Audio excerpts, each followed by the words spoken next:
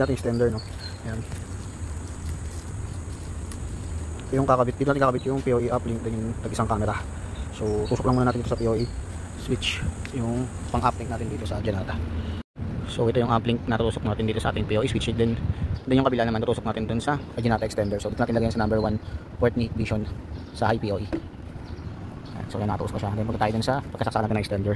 Ito yung dulo na nakapalit dun sa PoE switch natin. So tusok natin dyan. Ayan.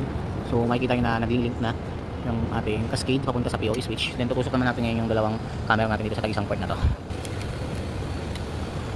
Ayan, tusok natin to. Ayan. So makikita nyo na umilaw na yung isang camera natin at ito. So tingnan natin dun sa monitor kung gagana na siya. So makikita nyo na nag-link na siya.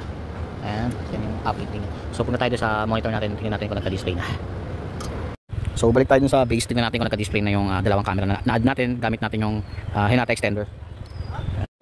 Tayo.